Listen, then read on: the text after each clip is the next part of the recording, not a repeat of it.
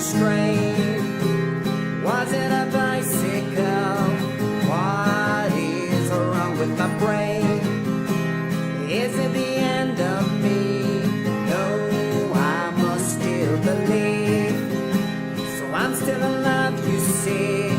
Heck yeah, now I'm on my way. But let's stay focused, there's still a job in hand that we must do. Start to click, we know what creating something new. So go Marty and Sarah and Mark and Matt, Owen, Smitty, McGrinny and Jamie and Lane in the Archie County Band. The Archie County Band. The Archie County Band. The Archie County Band.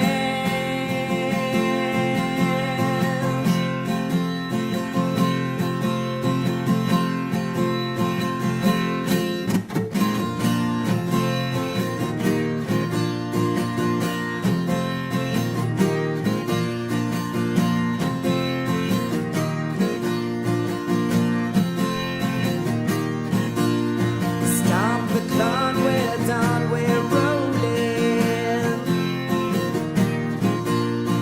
Sound the horn and sing that we are going. 27 hours, that is the time. So let's hop on the bus and let it shine, shine, shine, shine, shine, shine, shine, shine. Say sha la la la la la la, sha la la la la la la, sha la la la la la la, sha la la la la la la, sha la la la la la la, sha la la la la la la, sha la la la la la la, sha la la la la la la.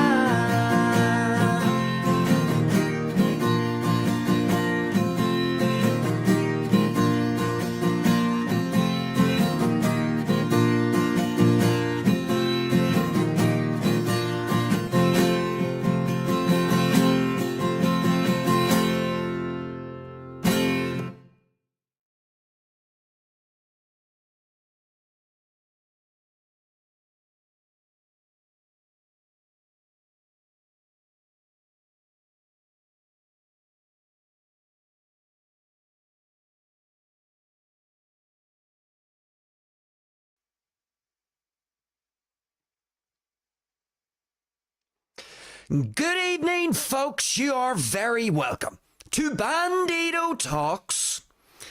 It is Sunday evening, 7 p.m. here on YouTube. It is, of course, our final live show of the week. It is our Sunday special, episode 30. So we are going to be getting our nashers into the most topical news story that is doing the rounds globally at the moment. We are going to dedicate our entire episode to this news story. The Bandido does not know what the news story is currently. We are going to use Grok and AI. Grok, of course, being AI, in order to help us decipher and figure out what is the hottest, most topical news story, and we are going to try and extract a whole bunch of lessons, hopefully, from this particular news story. But of course, we did have a News on the Tube episode last night, episode 29. It was all about Andrew Tate and violence against women and girls in the UK. It was a really good show. I think if you are interested in online media, influencers, personalities, people like Andrew Tate and Tristan Tate, his brother, I would encourage you to check out last night's News on the Tube episode, episode 29. It was a really good show because we actually we were able to attack this story from a number of different angles, and there were a lot of lessons to actually take away from last night's show. So if you are all, I suppose, into Andrew Tate and that space, then you will perhaps enjoy last night's episode. So I would encourage you to check that out. But of course, tonight, it is our Sunday special. So as I've said, we are going to be getting stuck into the most topical news story. If you do, of course, enjoy our little Sunday special, where we do get deep down into the most topical news story at the time of the stream, then feel free to send a like or a thumbs up in the direction of the Bandido. Your charity is always welcome. Of course, if you are joining us live, folks, get into the live chat. Your engagement with the show is always appreciated. It is always welcomed. You can let me know what you're thinking. It doesn't matter whether your comment is on topic or off topic. We will be getting to all of our live chats at the end of the show and going down through what all you guys have to say, whatever it is that we are going to be discussing tonight. Of course, if you are watching this live show after the live event has been posted, the same thing applies. Get down into the comments section. Let me know your thoughts on everything that we are going to talk about tonight. And then finally, folks, if you enjoy what we do here at Bandido Talks, if you find it useful, insightful, interesting, valuable in some way, then feel free to subscribe to the channel. We have lots of content coming your direction every week. You always have your 3 live shows, Friday, Saturday, and Sunday, 7 p.m. here on YouTube live. That is 7 p.m. Irish time, live here on YouTube. So you always have your 3 live shows, Friday, Saturday, and Sunday. We always have an upload every Tuesday. It could be a best bits compilation where we feature highlights from the previous week's shows. Or it could be a guest interview episode. And of course, this Tuesday, or Tuesday this week, we did have our second guest interview with Mr. Stevie J. A very interesting interview indeed. So I would also encourage you to check out all of our guest interviews, especially our most recent one this week with Mr. Stevie J. So that could be coming every Tuesday, a guest interview or a best bits highlight show. Of course, throughout the week, we have our YouTube shorts featuring highlights, little snippets from all of our shows. And then finally, we will have some live music coming your direction. Not live music. What am I talking about, live music? Original music. The Bandido always confuses live music with original music. You will have some original music coming your direction from the Bandido. We want to avoid copyright strikes here on YouTube. We won't be doing any covers. You can find your cover songs elsewhere. It'll be all original music with this guitar right here coming from the Bandido. So those original compositions will be coming your way soon. And of course, we're going to add a few other bits and pieces to our general format as well. We're going to start adding sort of 15 to 20 minute clips from our different shows, because I understand that when we do a live show, we tend to go for about an hour and a half, 2 hours, and that can be a long watch. It can be a long watch. So what we're going to start to do here on the channel is we're going to take more digestible segments of the show, 15, 20 minutes, and then we're also going to post them as separate videos throughout the week. In order to break up these longer live streams, we'll pick particular segments of the show that were interesting, that had a lot to offer.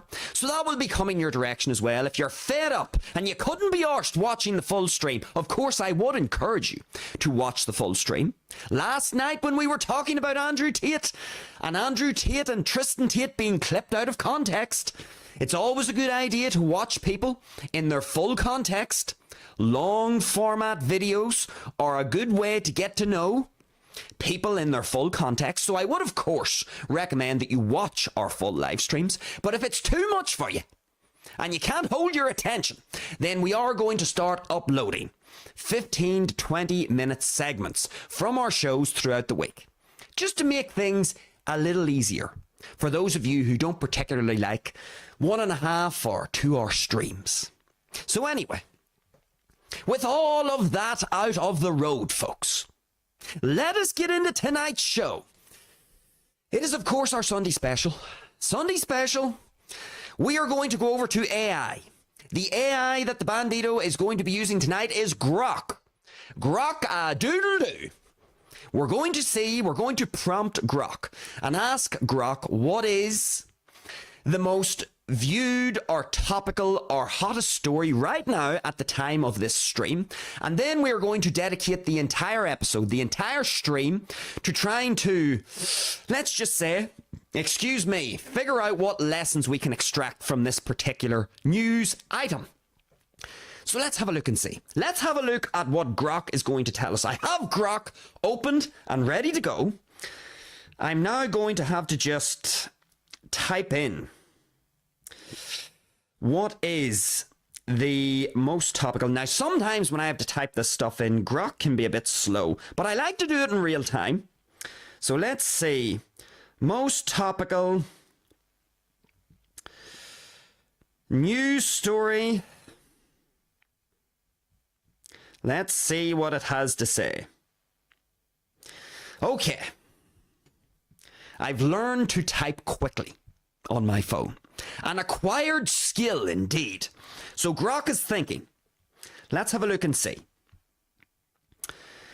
Okay, so I've asked Grok to give me a summary.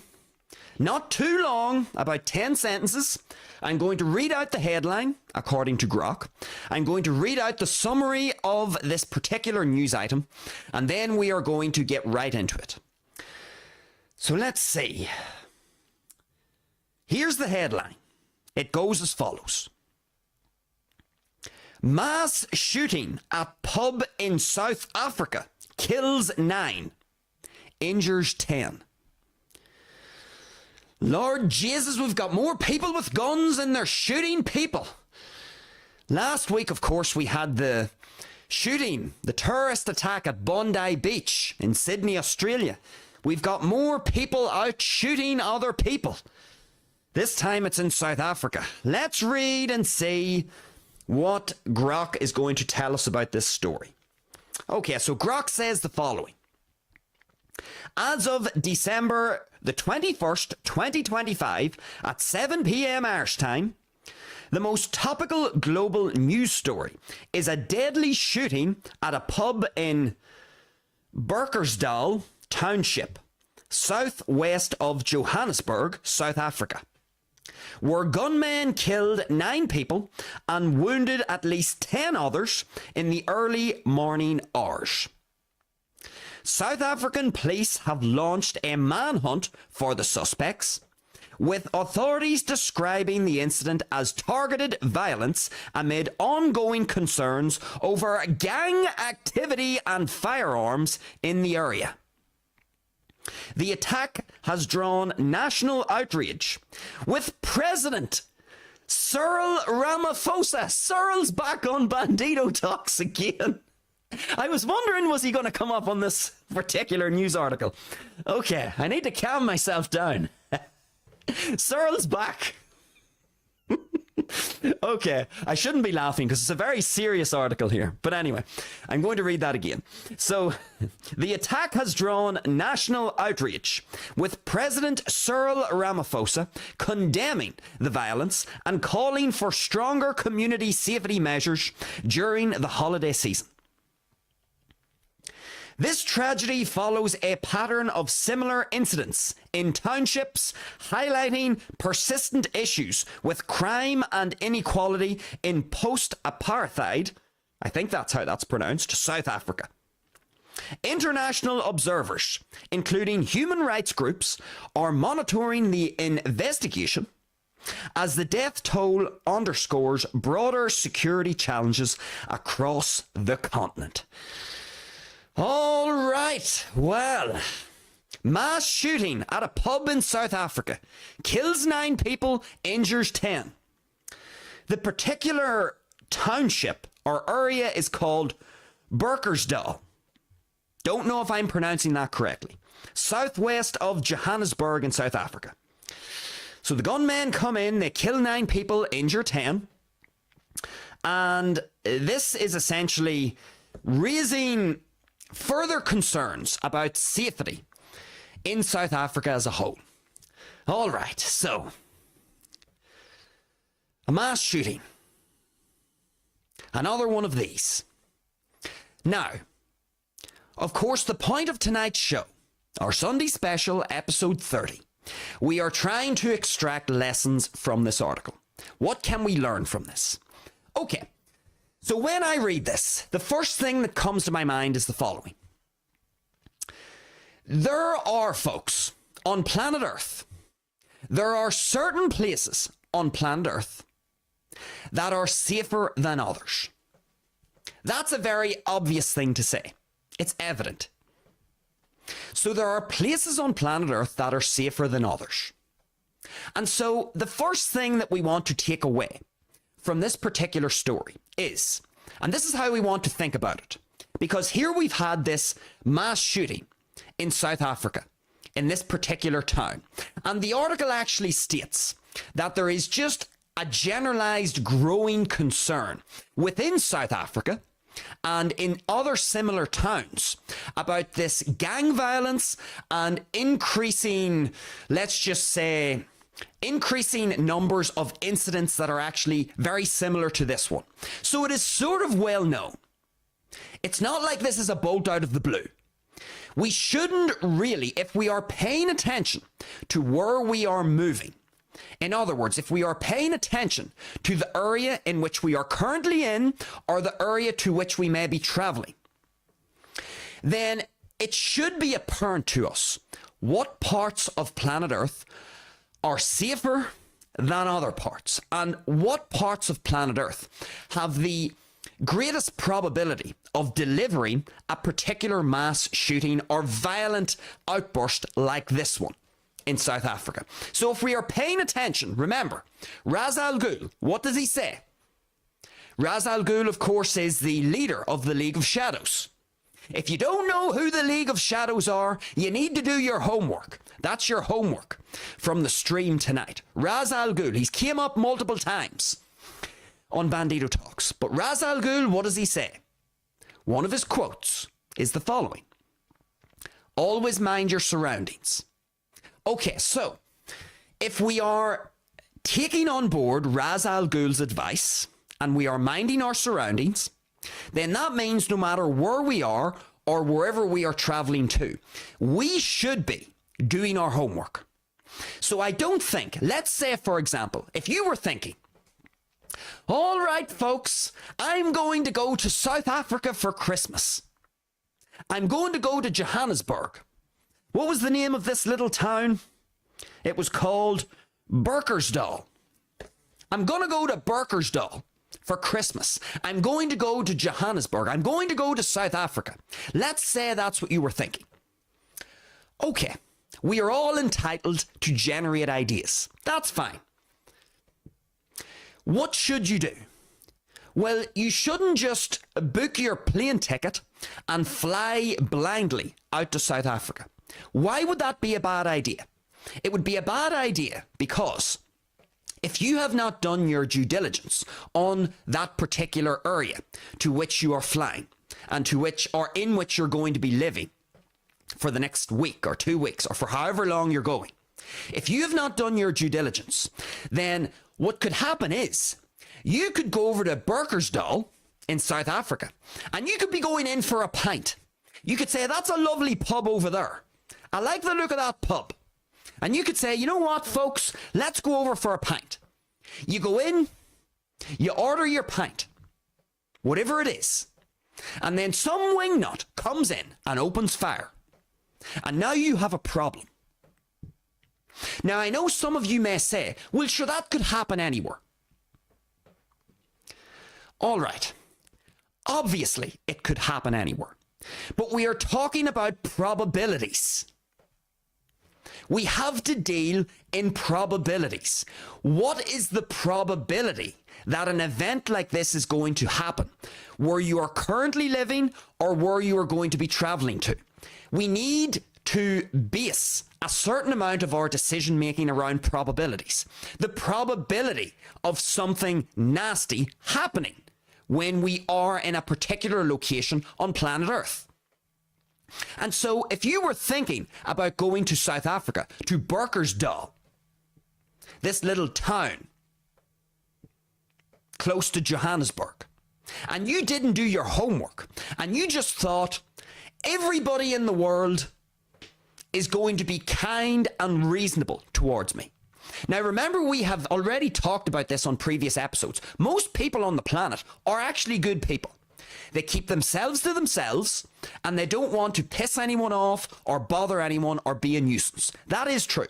However, folks, it would be naive to think that everybody on planet Earth is just like that. There will be a small minority who are what we are going to call bad apples. And what do you do when you find a bad apple? You chuck it out of the bag so that it doesn't contaminate the other apples. In other words, you don't want to have a bag of apples that have rotten apples in them, because they could end up contaminating other apples in the bag. And so we don't want to have any rotten apples in our bag of apples. So it's the same thing here. Whenever we move somewhere, we don't want to be around rotten apples. That goes without saying. And so how do we know this? Well, this is where we have to do our homework. You have access to a very powerful tool that 30 or 40 years ago, your parents didn't have access to, your grandparents did not have access to. It's called the internet. And you're able to search things on the internet. You're able to strike up correspondence with people in different parts of the planet via the internet.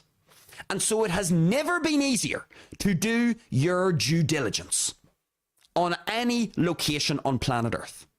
You have access to very powerful tools on the internet, and you have access to any amount of people whose brains you could pick if you are looking feedback about a particular area on planet Earth. And so this is the thing, folks.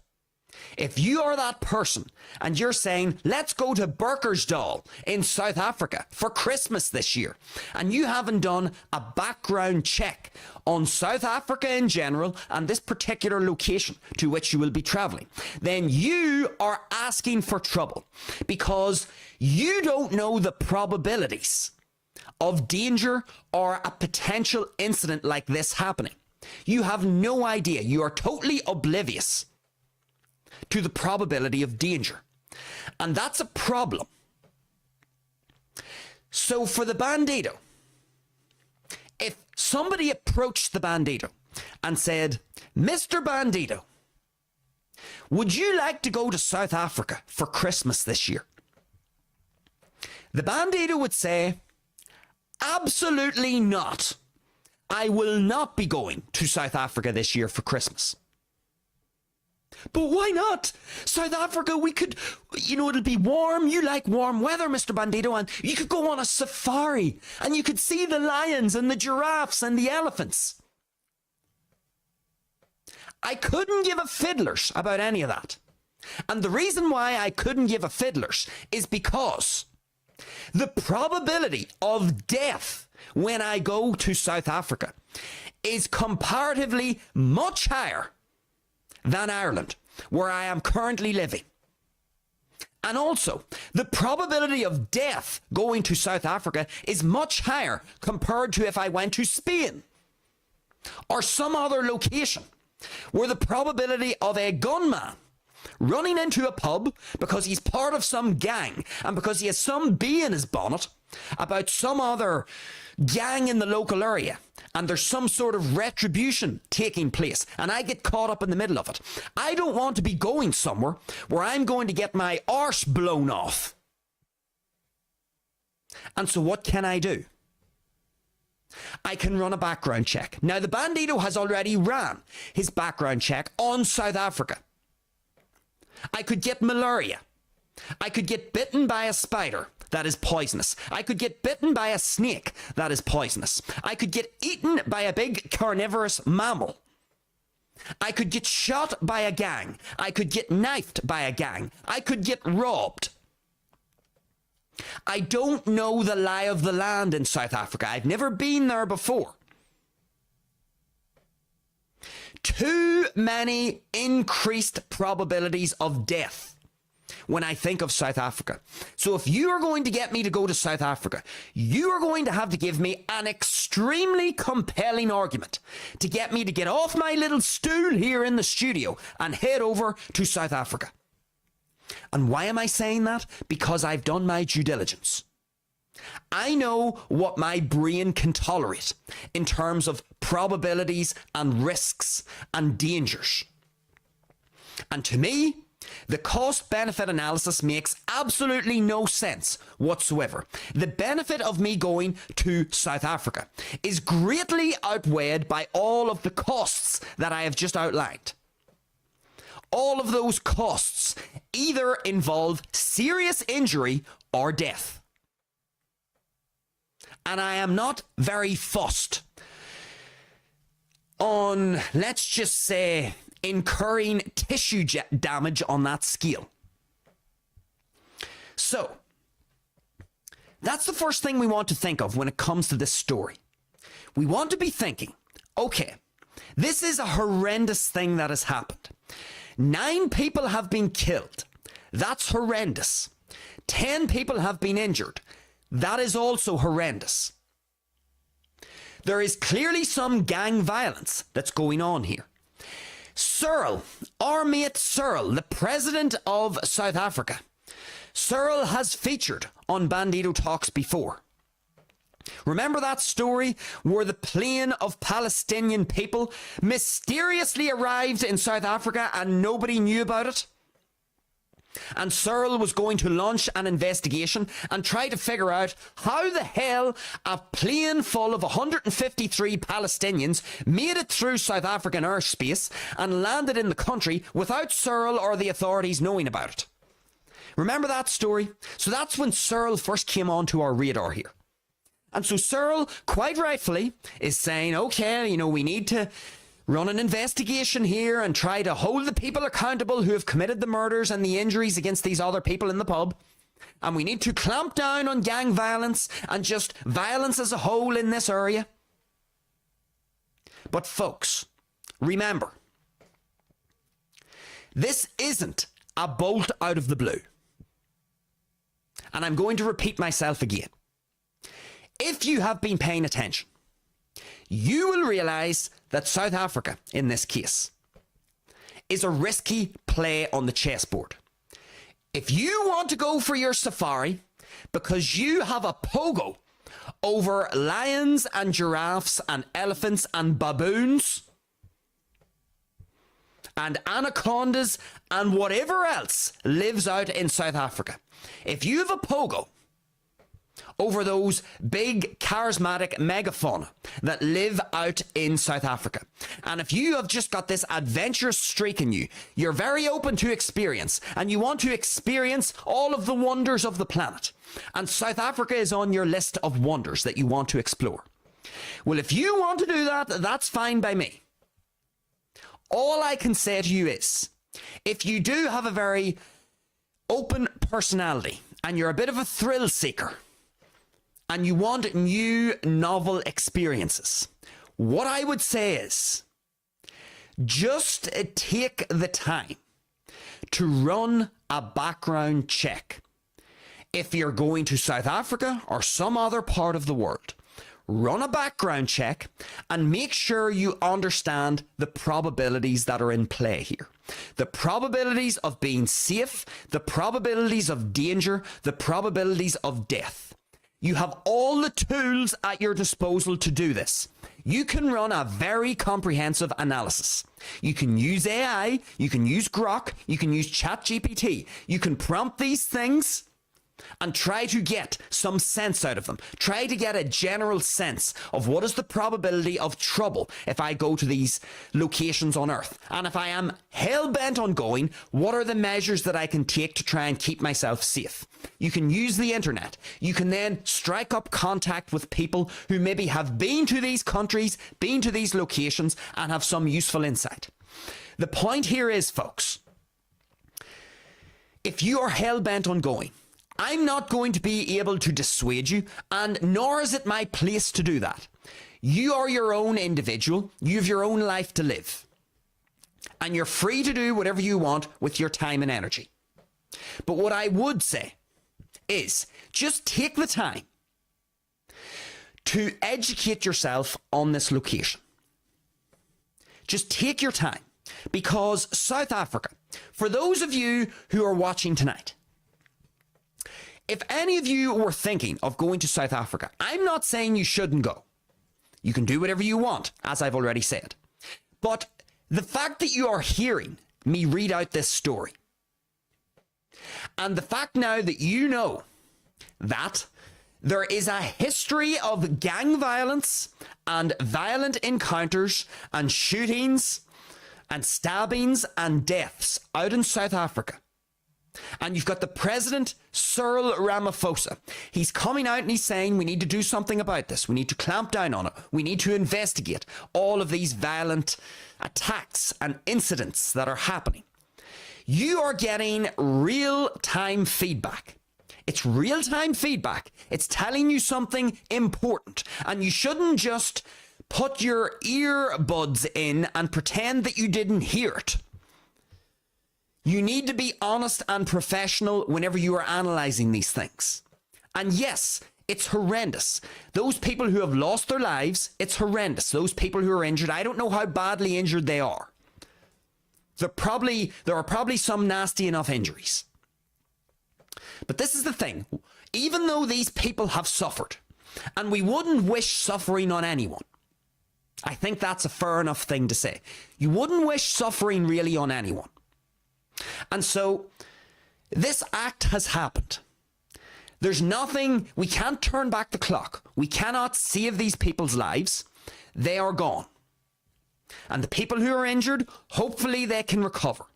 But the act has taken place. So, the fact that that has happened, we now need to look at this and say, okay, we can't turn back the clock, but what can we learn from this?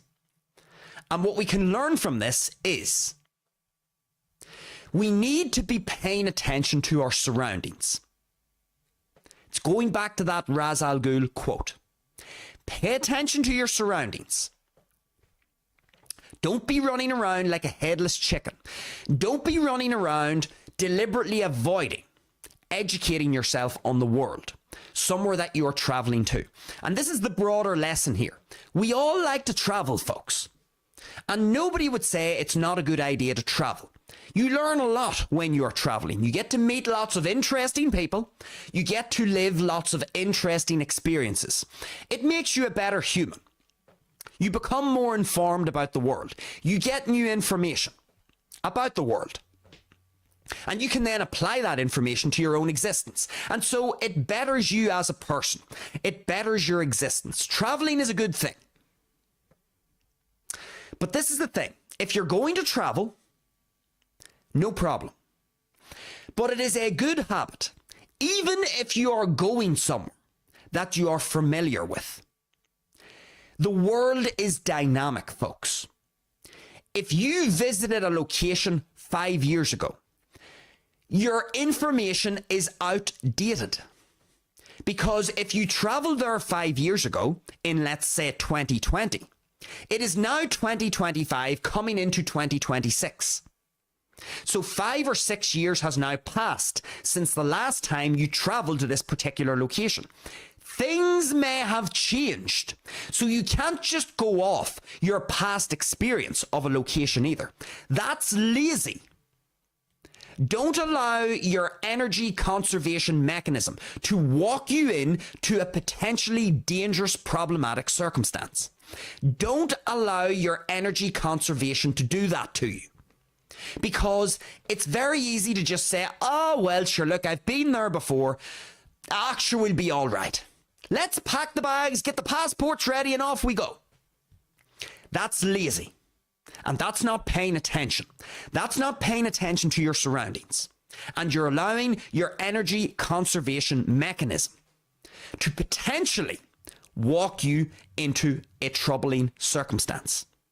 And that's why it's a good habit, folks. It doesn't matter whether you're traveling on a plane, a train, or a bus. This doesn't just apply to air travel if you're traveling to a different country. If you are going anywhere, you need to be paying attention, folks. You shouldn't be out walking around with your earphones in or your headphones on, walking around like a dipshit, not paying attention to your surroundings. And I know that's going to piss some of you off, me calling you a dipshit, because you've got your earphones in or your headphones on. But that is dipshit behavior. Because whenever you've got something covering one of your vital senses, your hearing, if you can't hear, then you could potentially walk into a dangerous or risky circumstance. If you're not paying attention to your surroundings because you've got your earphones in or your headphones on, someone could be creeping up behind you to rob you, to assault you. Hopefully it doesn't happen, but it could happen. And if you have got literally your ears shut off to the exterior, to what's happening in the world around you, then you are primed for exploitation. And we come back to this all the time, folks. We talk about exploitation all the time. Who wants to be exploited? And this is the thing.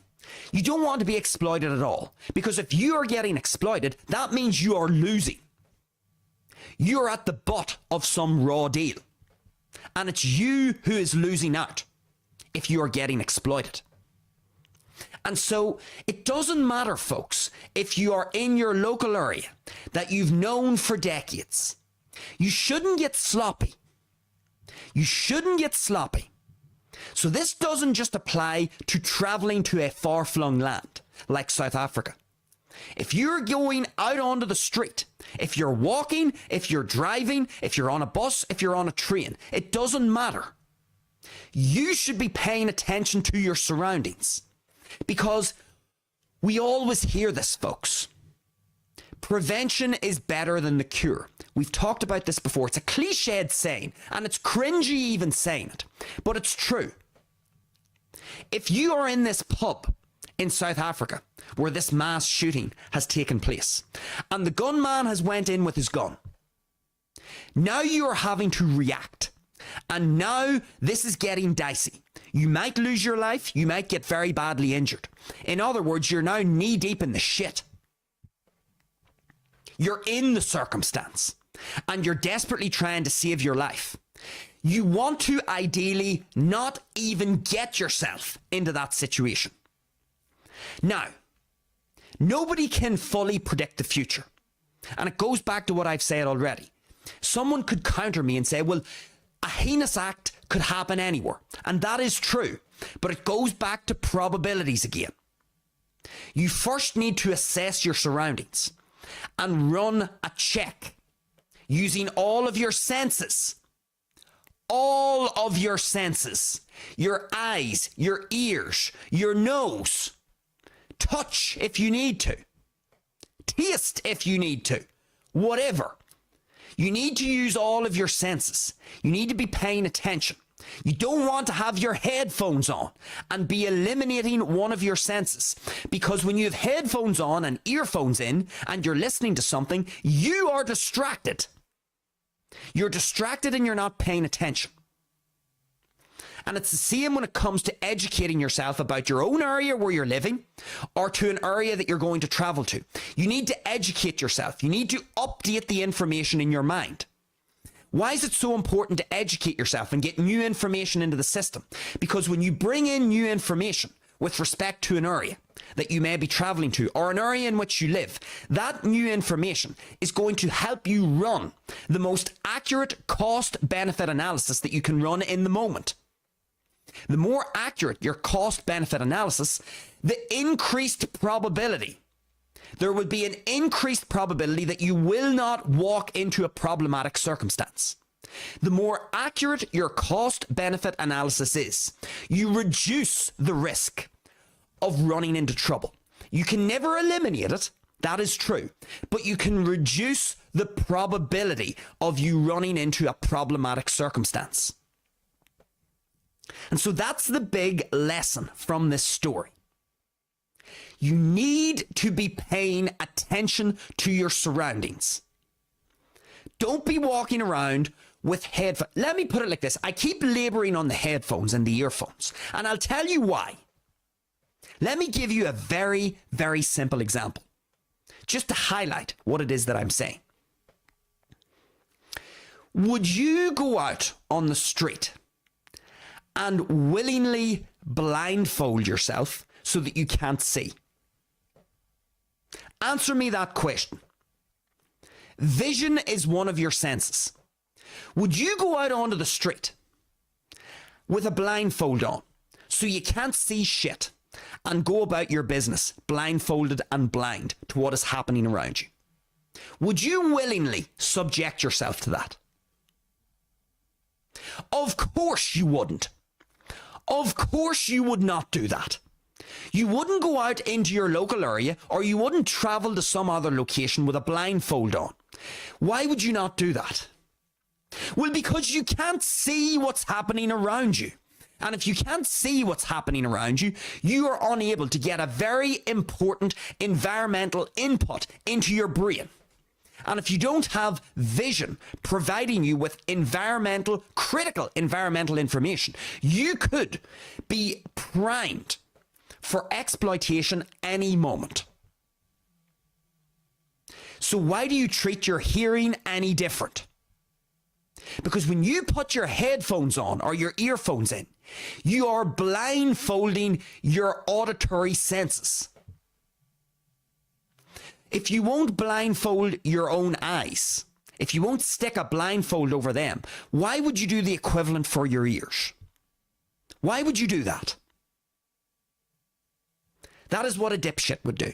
And if you are one of these people who are going around out in public with your headphones and your earphones in, you're asking for trouble, because you are literally taking one of your critical senses out of the equation.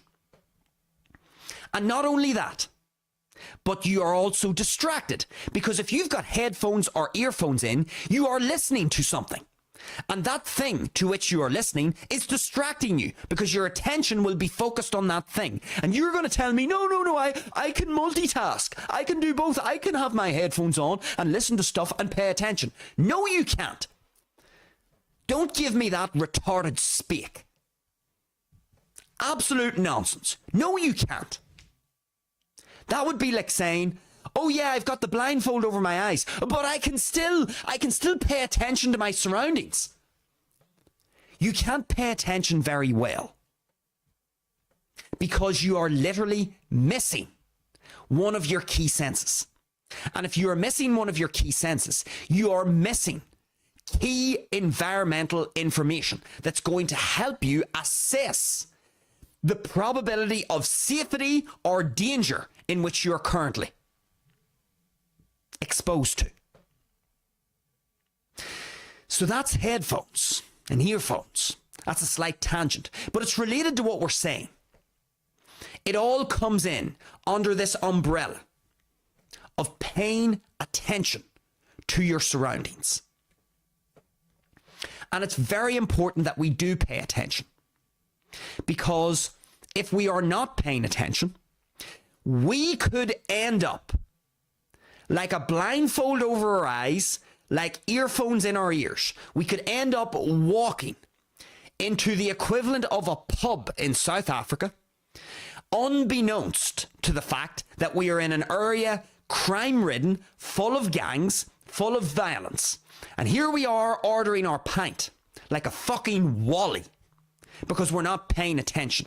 And then we end up in this life or death situation, which could have been very easily prevented if we had have been just paying attention. Paying attention to our surroundings, paying attention to the importance of educating ourselves on a particular area or location on Earth. So anyway, a terrible circumstance, yes, but we can learn something interesting from this. And it really just goes back to that quote from Ra's al Ghul. Pay attention to your surroundings. in order to pay attention to your surroundings, you need information, new updated information about the area in which you are currently residing. And number two, you need all of your senses fully functioning and online. Both are critical. You need to have an understanding. Let me just put it this way. If you want to reduce the probability of you walking into a problematic, dangerous, risky circumstance, you need to do two things. You need to acquire new information, new updated information about the area in which you are currently based, or the area to which you are traveling. That new updated information about the area is going to provide you with critical feedback about that area. And if you pass that test, if the area passes that test with respect to being relatively safe and having a low probability of you getting your arse blown off by some gunman, then the second thing that you need to do is you need to have all of your senses online. Your hearing, your sight, your smell, and then touch and taste if you need to. But predominantly your sight, your hearing, and your smell. Why do you need all of your senses online? Because even if you have done a very diligent background check on an area, and you figured out, based on using powerful tools provided to you by the internet, AI, or getting in contact with other people who live in these areas or who have visited these areas, or using some other resource on the internet, combining them all together, you've got all this information, you've got a very up-to-date understanding of this area to which you are traveling, or an area in which you are currently residing. So you've got all the information, this updated information, and let's say you're happy and you're like, okay, the probability of me walking into a problematic circumstance is actually quite low. Good. Okay. That's the first important thing that I needed to do. But the second thing that you need to do is to not turn your brain and your senses off. You still need to keep a certain amount of awareness and vigilance with respect to the area in which you are currently living. And what does that involve? That involves you keeping all of your senses online, particularly your smell, your vision, and your hearing. You need to keep these senses online. You shouldn't be wearing headphones. You shouldn't be going out with a blindfold on. And you shouldn't be shoving something up your nose so you can't smell. In an ideal scenario, you want to keep all of your senses online.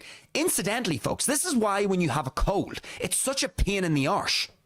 And this is the way I think of a cold. Whenever I get a cold, the whole idea of having a sore head or maybe some lousy well-being, I don't really give a shit about that. The thing that really irritates me about a cold is that it knocks off some of my senses. Whenever I have a cold, I can't smell and I can't taste. And this is a fucking problem. And that's how I think of it. It's a problem because if I can't smell, for all I know, there could be some sort of a dangerous gas in the air. There could be some toxic gas in the air, and because I can't smell anything, I'm getting bathed in this toxic gas without knowing it. And then I'm wondering why I'm feeling woozy and unwell. Same thing with taste. If I can't taste anything, it makes it difficult for me to, for example, if I've got a food that I'm about to eat and it's actually going off, it's starting to rot a little bit. It's starting to go sour. If I don't have any taste because I have the cold, it becomes more difficult for me to actually pick up those cues. And so I could end up eating something that if I had had all of my senses intact, I would have been able to immediately spit it out and understand, oh yeah, that's a problematic food, I shouldn't eat that. And so that's what pisses me off about the cold. I can't smell anything and I can't taste anything. And that puts me in a relative position of weakness compared to where I would be if I had all five senses firing on all cylinders. So this is the thing. When I'm saying this, you need to have, in an ideal world, all of your senses online. Don't be going out with a blindfold on so that you can't see. That is going to present a very obvious problem for you. Don't be going out with headphones and earphones on, because it's the same thing. You're eliminating one of your key senses. And so you have now eliminated an important source of feedback from the environment. Same thing with your smell, taste, touch, all of these things. So, anyway, keep your senses online and be paying attention. You don't need to be paranoid. Nobody's asking you to be paranoid. You just need to be paying attention. Have some awareness. Be perceptive. Pay attention to your area. Run the background check on the area and then keep all of your senses online. So that it means in the very unlikely event, because remember you've already vetted the area, in the very unlikely event that something does happen and some crazy wingnut comes out of the blue, at least you have all of your senses online. Why is it so important to keep all of your senses online? Your hearing, your vision, your smell, your taste, your touch. Why is this so important? Because if you start to knock multiple senses offline by wearing headphones or going out with a blindfold on, then you have an increased probability of being exploited. And we don't want to be exploited. Nobody likes the feeling of when they are being taken advantage of. Nobody likes that. Exploitation doesn't feel good. So why literally increase your probability of being exploited when you can actually reduce it by something as simple as keeping all of your senses online and then running a background check on the area in which you are currently living or an area to which you're traveling. And you should always be updating your nervous system, your brain. You should always be bringing in new information.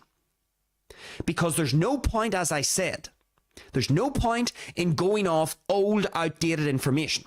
If you travelled to Spain 6 years ago, there's no point in using that old data set, using that old information.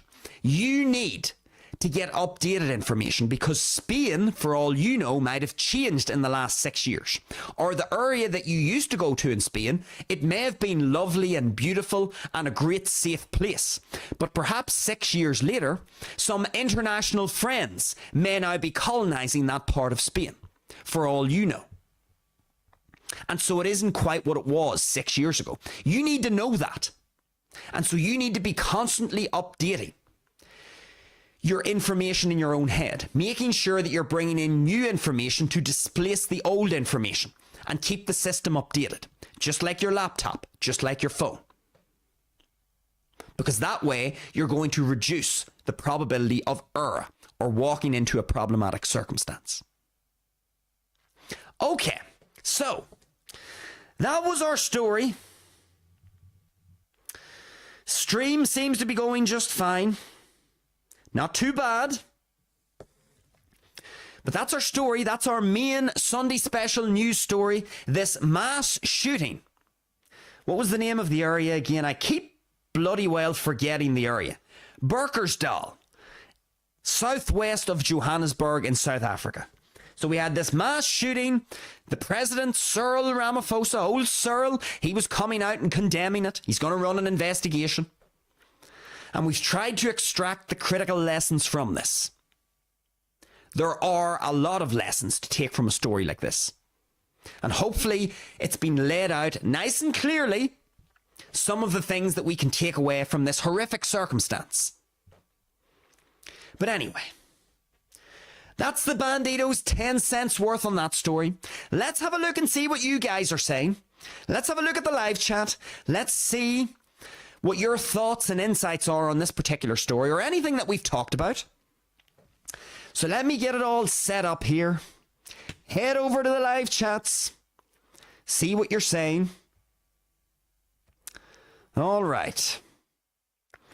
So there's always, of course, the possibility that there mightn't be anybody in the live chat. But again, we have been on form recently.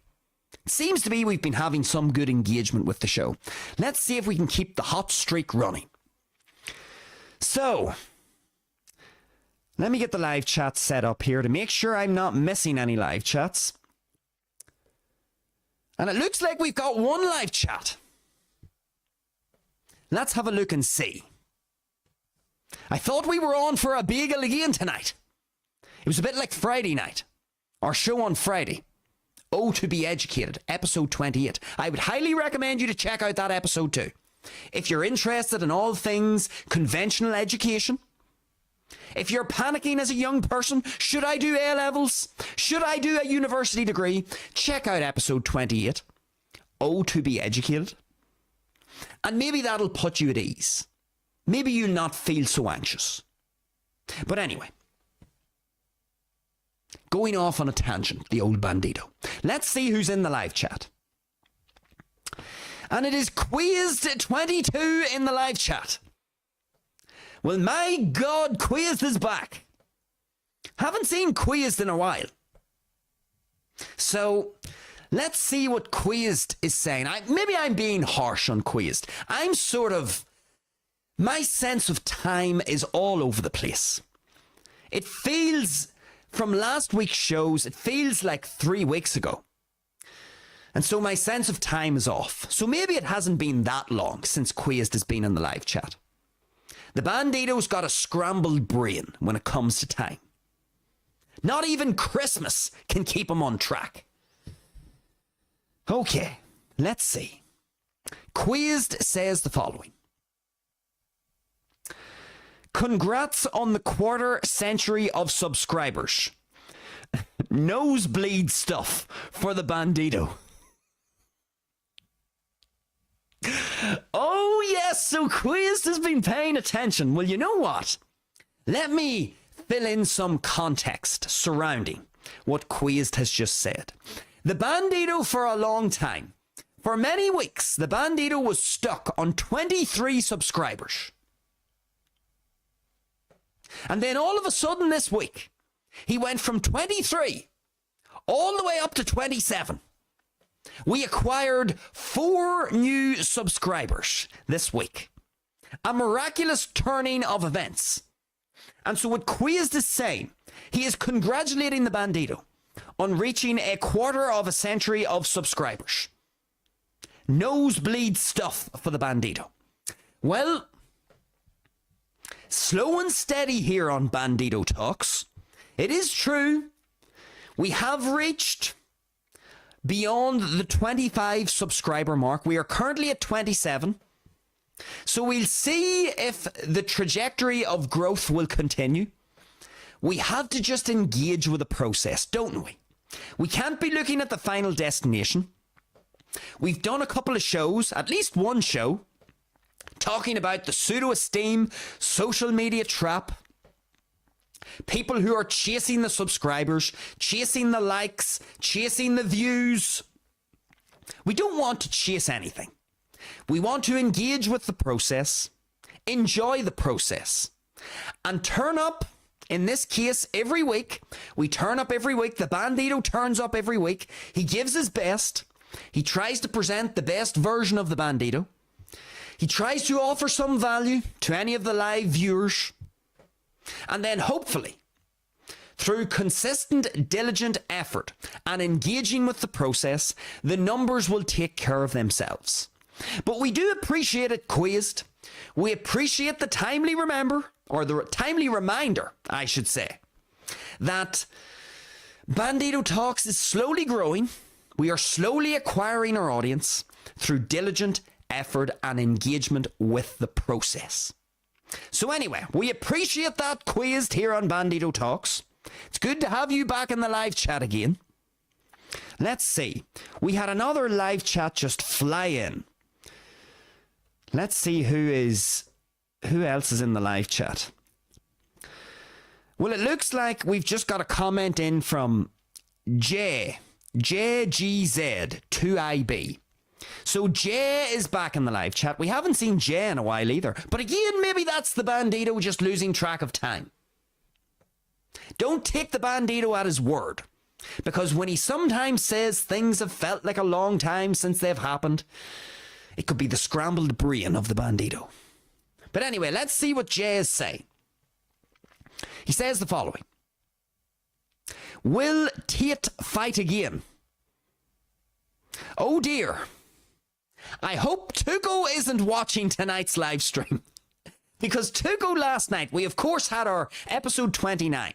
Last night's episode, News on the Tube. It was all about Andrew Tate and this connection that is being made between Andrew Tate, online misogyny that's then manifesting in the real world as violence against women and girls in the UK. Of course, the problematic group who is, let's just say, generating all of this violence against women and girls in the UK, the problematic group, of course, is the young British men. It has nothing to do with our international friends that are coming in dinghies. It has nothing to do with that.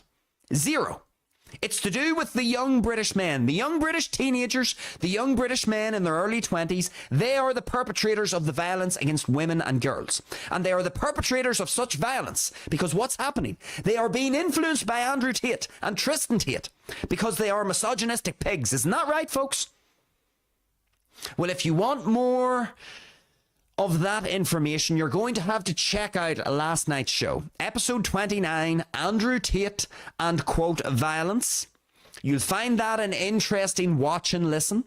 Lots of very interesting information in that particular episode. But anyway, why do I bring up that episode?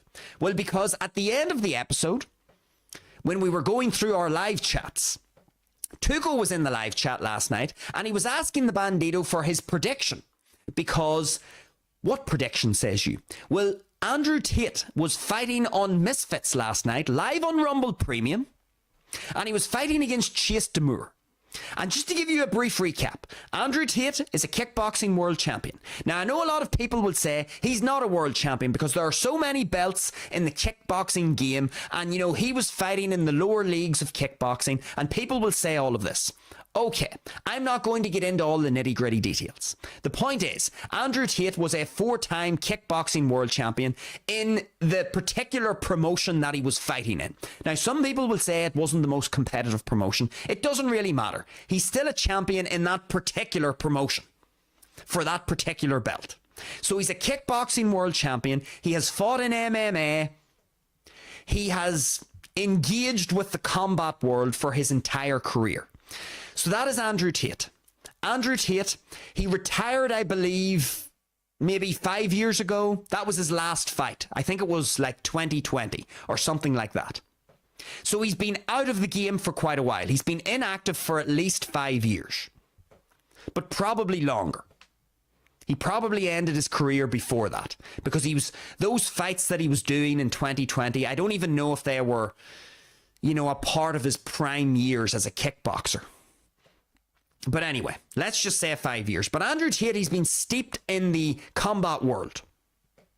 And so he came out of retirement last night. He's got a very decorated combat record. In kickboxing, that's his speciality. He's had many fights. I don't know how many. 50, 60, maybe more, 80 fights or something like that. So he's a very experienced individual in the realm of combat sports. But he has been inactive, and he is nearly 40, and he was fighting this dude called Chase Demure. Chase Demure has only been fighting for 2 or 3 years. He's a reality TV star. He shot to fame or stardom on a TV show called Too Hot to Handle. It's a dating show. Some of you may be familiar with it. So Too Hot to Handle. Chase Demure, that's how he became known in the public sphere. And in the last 2 or 3 years, Chase Demure has decided to put on the boxing gloves and he's been involved with the Misfits promotional boxing outfit. And so Chase Demure has become the heavyweight champion of Misfits. And he has held that title for, well, I don't know, for a little while. And so anyway, what happened was Andrew Tate came out of retirement. Andrew Tate, of course, being the former kickboxing world champion who has spent his entire career in combat sports. But he has been inactive, and so he came out of retirement to fight Chase Demure. And they were fighting as part of this Misfits boxing card last night. And so essentially the way the fight was lined up for the public, the way it was laid out for the public was as follows. You have Andrew Tate, who is 39, 40 years of age. He's been very inactive. He retired 5 years ago. He hasn't had a professional combat fight in 5 years. He's also smaller than Chase Demure. He's older. He's been inactive. But he has a wealth of combat experience. He has spent his entire career in the combat arena. So that's Andrew Tate. That's one part of the fight. Then you have Chase Demure. You've got this young guy in his mid-20s. He's really fit. He's really big. He's bigger than Andrew Tate. He's really fit. He's really young. He's been very active. Chase Demure has been fighting 7 times this year. Now, some people have said, well, the quality of his operations or the quality of his opposition has been shit. He's been fighting down in Mexico. It doesn't matter what you think of Chase Demure's opposition. He has been active. He has fought 7 times this year, and he has been actively fighting for the last 2 or 3 years. However, he doesn't have the same experience as Andrew Tate. He's only been in the combat game for 2 or 3 years. So this is how the fight was lined up. You've got the experienced individual, Andrew Tate, who's been in the combat world for decades, but he's been inactive.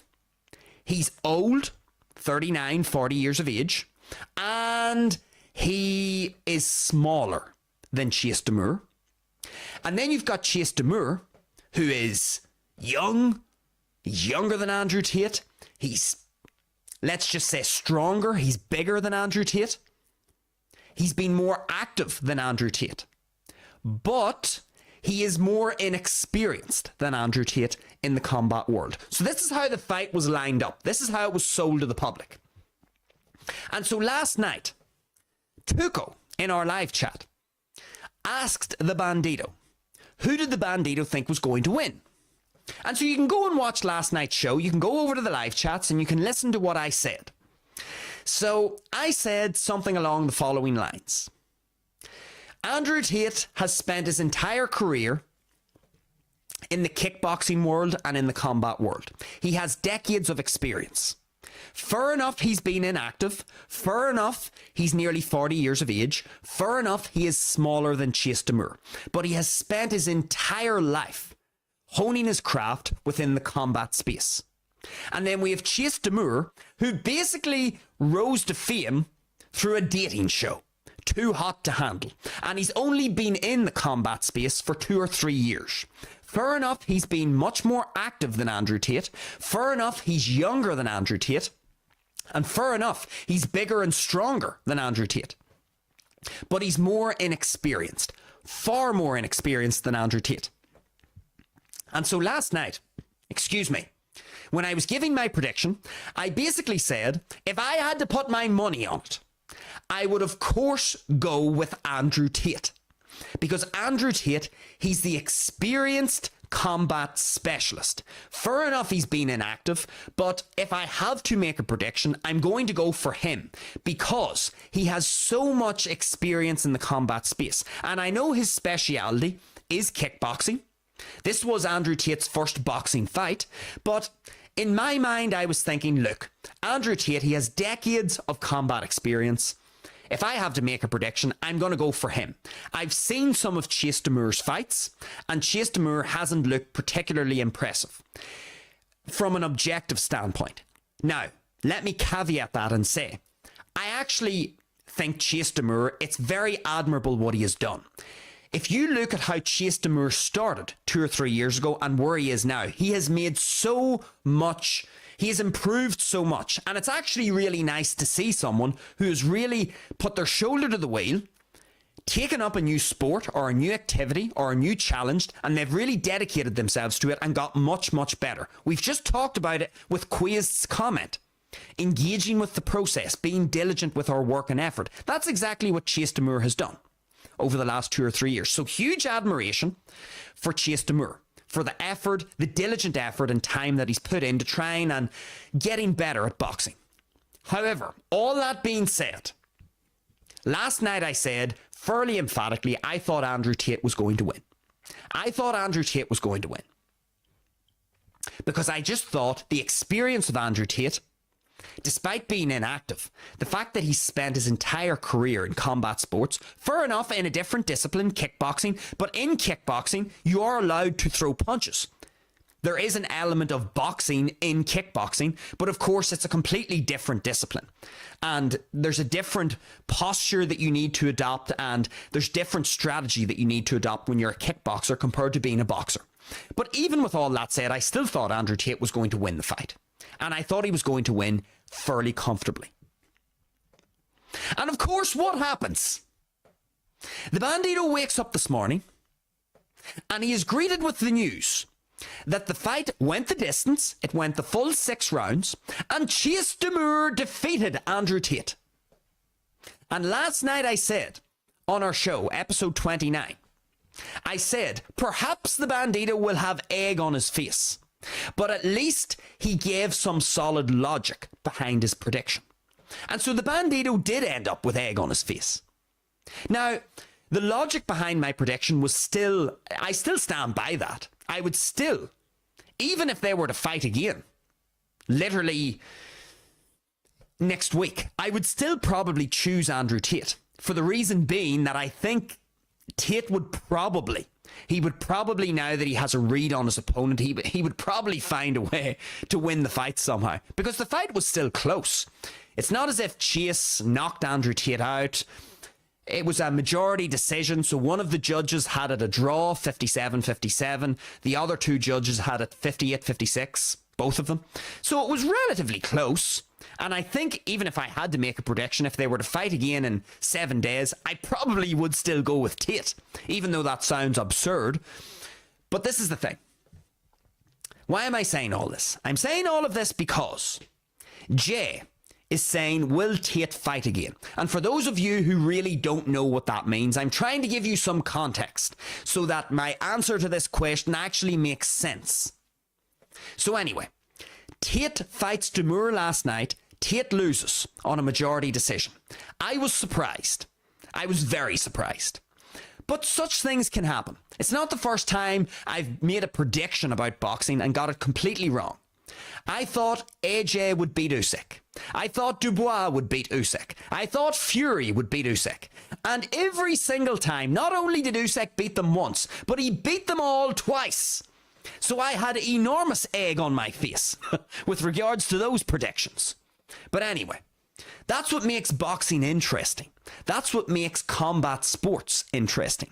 You can try to predict, and you can try to have the most logical reasoning as to why you think someone is going to win. And I thought my reasoning last night was fine. There was nothing wrong with the reasoning or the logic. But this is the beauty of combat sports. They're very unpredictable. And so here I thought Andrew Tate, with all of his experience in the kickboxing sphere and having spent a greater portion of his life throwing his fists than Chase Demure, I thought that would be enough. But not the case. He did lose the fight. He lost it on a majority decision. And so Jay is now asking, will Tate fight again? So now that you know all that background, do I think Tate will fight again? Well, let me try and think about this. Andrew Tate is he's a combative individual. And what I mean by that is he has spent his entire life, most of his life, in the combat world. And being a competitive individual, Andrew Tate is highly competitive. And so if I had to guess, will Tate fight again? I'm going to assume he has no injury from the fight, and I'm going to assume that he hasn't been carrying an injury into the fight, or he doesn't have some serious injury that we're not aware of. From what I can tell, he doesn't. So let's assume that's true. If Andrew Tate doesn't have a major injury or physical liability, I do think Andrew Tate will fight again. And the reason why I think he will fight is because he is a highly competitive individual. He will want, I think, to at least give it one more shot. Because to be fair to Andrew Tate, even though he does have all the experience in the combat sphere, compared to Chase Demur's experience. He has been very inactive. He hasn't fought competitively in 5 years. And even 5 years ago, the fight that he did have, he came out of the commentary booth. He wasn't even meant to be fighting. He was meant to be commentating on a fight. The opponent pulled out and he stepped in order to give the audience and the viewing public a fight to watch. So I don't even know if I would call that a part of his competitive kickboxing career. He kind of just stood in for an opponent that had to withdraw. Tate has been inactive for at least 5 years, probably longer. Really. So when I look at it from that perspective, Tate was probably pretty rusty. And it wasn't a good fight. It was a messy fight. Tate was blowing out of his hole after, basically by the third round. It was a 6-round fight and he was blowing out of his hole by the sort of third round. And that had a lot to do with his opponent. Chase Demur he implemented a good strategic approach, I think. He leaned on Andrew Tate and he grappled with him. He sort of wrestled. Now, some referees don't allow that in boxing. Some referees will penalise the fighter who's doing a lot of grappling and wrestling and tying up the opponent and leaning and putting their weight onto the opponent. Remember, Chase Demur, he's younger, he's more active, and he's bigger. He's physically bigger than Andrew Tate. He's stronger than Andrew Tate. And so he was using all that weight and strength to try and sap the energy out of Tate by leaning on him and wrestling with him. And so Chase Demur basically spent the first sort of almost 4 rounds sapping the energy from Tate. And then Tate, by the time he got to the 5th and 6th round, he was kind of just hanging in there. There was no sting on his punches. And so he was just kind of surviving. He didn't look like he was going to get knocked out, but he was surviving. And he wasn't really offering any big threat to Chase Demur. So, it's fair to say that Andrew Tate was definitely rusty. And that would be expected. So he was rusty. And I think in Andrew Tate's mind, he will feel that being the competitive individual that he is, he will feel that he can do better than that. Now, I'm sure he gave his all on the night. He gave the best that he could, given the limitations of how long he was training for, given the limitation with respect to how long he's been out of the ring competitively. He gave his best, and that's all anyone can ask for. So did Chase Demur. He gave his best, and he was the better man on the night. I don't think anybody could have any complaints about the result. In fact, I thought it was a bit harsh that it was actually one of the scorecards was 57-57. To be quite honest, I thought Chase Demur won on all 3 scorecards. I thought it was easily 58-56. I thought that was fair. So I think Andrew Tate, being highly competitive and having spent so much of his career in the combat space, I don't think he will want to retire completely from competitive combat action with a loss like that. I don't think he'll want to do that. I don't think that'll sit well with him. And I would say it'll probably ignite the fire in Andrew Tate, like it would probably do in any fighter. I think any fighter after a long layoff, if they get a sort of disappointing loss like that, most fighters would want to give it at least one more shot. Give it at least one more shot, because from Andrew Tate's perspective, he could perhaps say, look, I was rusty, I was nervous, you know, I got sort of just out-muscled, maybe I wasn't in the right weight division. Maybe I shouldn't have been doing this as a heavyweight. Maybe I should have been fighting at a weight that was more comfortable for me, cruiserweight or light heavyweight. Maybe he will reassess some of those things and then have another go. Because I feel that from his perspective, he'll be thinking that he can probably give a better performance than that. And now that he's dusted off the ring rustiness, he'll feel like he can sort of enter into the ring again with a sort of renewed warrior spirit. He'll have got the first one out of the road. That's the first fight out of the road. Didn't go his way. He's getting a lot of abuse online, of course. Andrew Tate has given out a lot of saucy comments in the past. And of course, when you put yourself out there, when you're on social media and you are giving your opinions and you're in front of the camera, and of course, Andrew Tate, if you watched last night's show, we talk all about it. Andrew Tate has a very comedic, humorous way of delivering a lot of his content. And a lot of people don't like the way he delivers his content. And so those people who do not like Andrew Tate, it's been a Christmas present come early. And so they're laying in, and that's fine.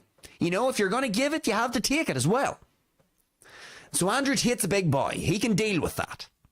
But I think he will probably use this circumstance to, let's just say, really ignite the fire and have it burn a little stronger and a little brighter. I think he'll take all of this criticism and all of this hate, and he will probably try to use it like a true judo master. And he'll try to use it and reflect it back at the haters and those who are criticizing him. I think he'll want to give it one more shot. I think he'll want to have another fight. Now, who's he going to fight against? I'm not sure. He'll probably want to pick someone where he can get the W. Because if he was to suffer another defeat, I think it's curtains. I don't think he will go back. But I think it's reasonable. I don't think it's unreasonable to say, look, he had a performance that he probably thinks from his own perspective that he could have performed better. He'll probably think that now that the ring rustiness is gone, that he can give a better representation of himself in the ring. So he'll probably want to give it one more shot and try to secure a W. And then if he can get a win, he might go for another one, get another win, build some confidence. So that's the long-arsed way for saying, yes, I do think Andrew Tate will do another fight. I think that is true. And I think perhaps we look back on this one, maybe he'll go on this big ascending trajectory where he starts to accumulate a whole bunch of wins, and then maybe he'll get one of those big mega fights together with one of these other influencers or one of these other boxers. Who knows? Maybe this is the catalyst for this redemption arc. I would have to assume that this is what Andrew Tate would be telling himself. Use all of this circumstance to fuel the fire even more. So I think he'll give it another shot. That would be my answer to Jay. Anyway, let's have a look and see, do we have any other live chats? I think that could be the last live chat. Indeed it is. So I do want to thank Quizzed22, and I also want to thank Jay for getting active in the live chat. We appreciate all of your engagement here on Bandido Talks. And with that, folks, that draws tonight's show to a close. That draws all of our shows this week to a close. It has been a really good week of shows.